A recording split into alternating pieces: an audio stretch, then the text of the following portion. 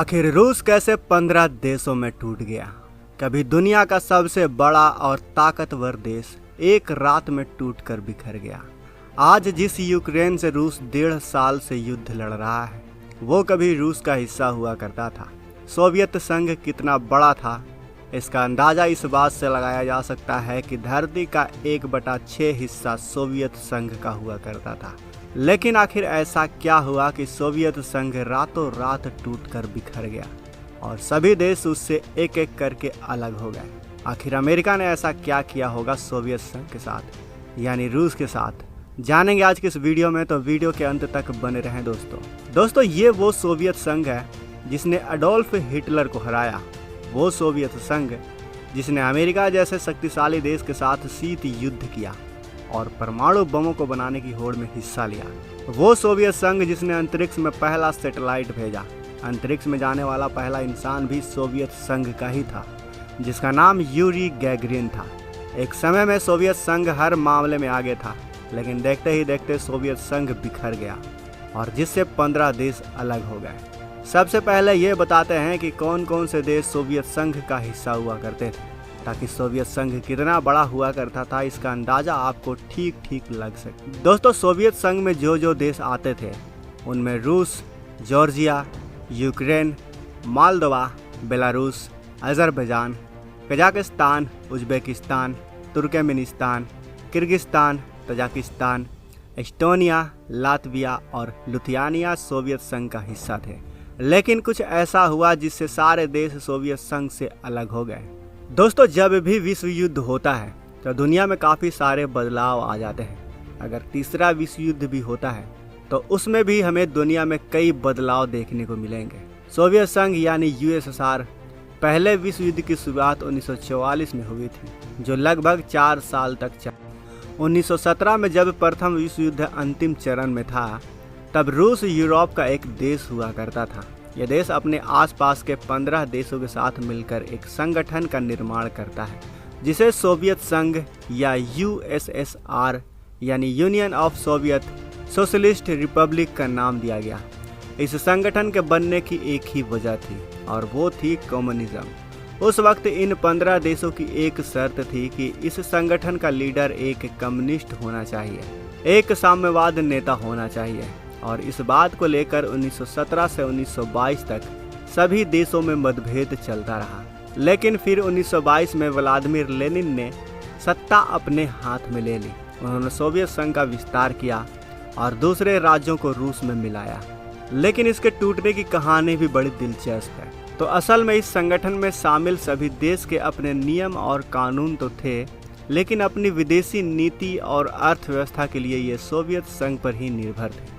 और उस समय तक यूएसएसआर में तानाशाही शासन आ चुका था। साल 1924 में व्लादिमीर लेनिन की मौत हो गई और यूएसएसआर की सत्ता स्टालिन के हाथ लगी और स्टालिन ने आते ही तानाशाही रवैया अपनाया। आखिरकार तानाशाही की ही स्थापना हो गई। फिर साल 1953 में स्टालिन की भी मौत हो गई, जब तक उसने 1,80,00,000 लोगों को यातनाओं में बंद कर दिया था। इतिहासकार बताते हैं कि स्टालिन जब सत्ता में थे तब से ही राजनीति, अर्थव्यवस्था और आम लोगों पर पार्टी ने जबरदस्त रूप से कंट्रोल किया। जो स्टालिन के विरोधी थे उन्हें प्रताड़ित किया गया और यातनाएं दी जाती थी। यही एक सबसे बड़ी वजह रही सोवियत संघ के टूटने की। इसके अलावा अमेरिका से तनातनी के वजह से सोवियत संघ एक बड़ी राशि स्पेस रिसर्च में ख़त्म करता रहा, क्योंकि वो किसी भी क्षेत्र में अमेरिका से पीछे नहीं रहना चाहता था। इसके बाद जब दूसरे विश्व युद्ध में अमेरिका ने जापान के ऊपर परमाणु हमला किया, तो सोवियत संघ ने अपना ध्यान परमाणु हथियारों को बनाने में लगा दिया। सेना पर ज़्यादा खर्च होने के साथ साथ अंतरिक्ष मिशन में भी सोवियत संघ का खूब पैसा खर्च हुआ, जिसके वजह से उसकी अर्थव्यवस्था लगातार गिरती रही। वहीं अमेरिका की अर्थव्यवस्था में लगातार सुधार होता गया।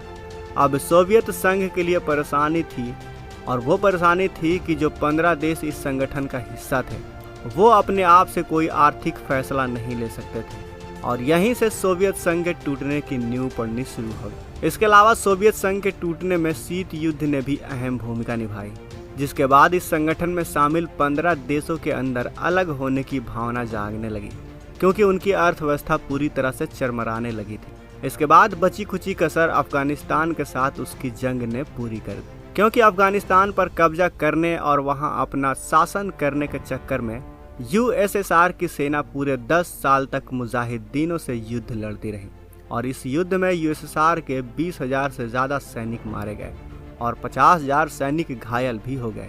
आखिर में इस युद्ध से सोवियत संघ को पीछे हटना पड़ा, जिसके बाद पूरी दुनिया में सोवियत संघ की काफ़ी खिल्ली उड़ाई गई, क्योंकि इतना बड़ा देश होने के बावजूद भी वो अफगानिस्तान जैसे छोटे देश का मुकाबला नहीं कर पाया था।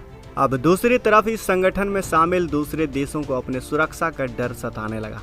जहां एक तरफ इस देश की जनता तानाशाही से परेशान थी, वहीं नौकरशाही ने भी इनके नाक में दम कर रखा था। लोगों को हर चीज के लिए कागजी प्रक्रिया से गुजरना पड़ रहा था, जिसके वजह से लोग काफी परेशान होने लगे थे। इन सब के बाद आती है वह वजह जिसने सोवियत संघ के टूटने की आग में घी डालने का काम किया। मिखाइल गोर्बाचेव जब राष्ट्रपति बने तब तक सोवियत संघ की अर्थव्यवस्था बिखर चुकी थी और राजनीतिक ढांचा भी तबाह हो चुका था।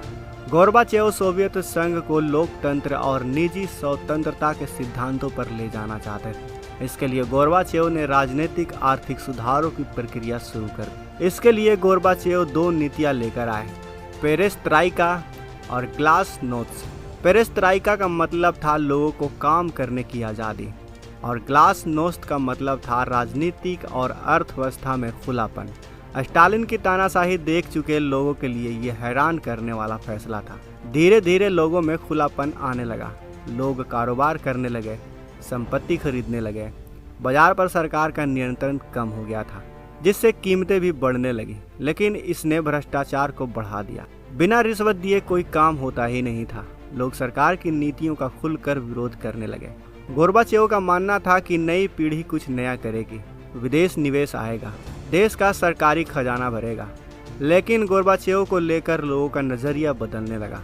अब बहुत कम लोग उनके साथ खड़े थे। इस खुलेपन नीति की वजह से उनकी अपनी ही कम्युनिस्ट पार्टी में विरोध होने लगा। मॉस्को और रूसी गणराज्य में असंतोष पनप चुका था। चिंगारी धीरे धीरे दूसरे गणराज्यों तक पहुंचने लगी। बाल्टिक स्टेट यानी एस्टोनिया, लिथुआनिया और लातविया में युवाओं ने आज़ादी की मांग शुरू कर दी। 6 दिसंबर 1991 को इन तीनों देशों ने खुद को स्वतंत्र घोषित कर दिया। धीरे धीरे अजरबैजान, जॉर्जिया, आर्मेनिया, यूक्रेन और मालडोवा में भी प्रदर्शन होने लगे। सबका एक ही मकसद था, सोवियत रूस से अलग अस्तित्व बनाना।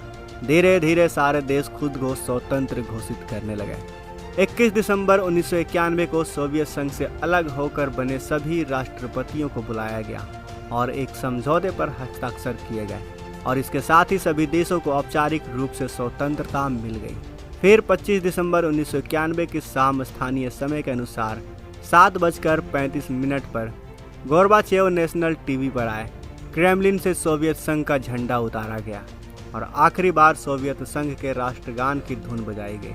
शाम 7:45 पर रूसी झंडा फहराया गया और इस तरह से सोवियत संघ एक रात में टूटकर बिखर गया। और जो कभी एक दूसरे के साथ हुआ करते थे, वो आज एक दूसरे के दुश्मन हो गए और आपस में आज 1.5 सालों से युद्ध लड़ रहे हैं। तो दोस्तों, ये जानकारी कैसी लगी हमें कमेंट बॉक्स में अवश्य बताएं। साथ ही वीडियो अच्छी लगी हो तो वीडियो को लाइक करें, अपने दोस्तों के साथ शेयर करें और अगर आपने अभी तक इस चैनल को सब्सक्राइब नहीं किया है तो इस चैनल को भी सब्सक्राइब कर लें। साथ ही बगल में जो बेल आइकन का बटन है उस पर ऑल पर भी क्लिक कर लें, ताकि हमारी आने वाली वीडियो को आप मिस ना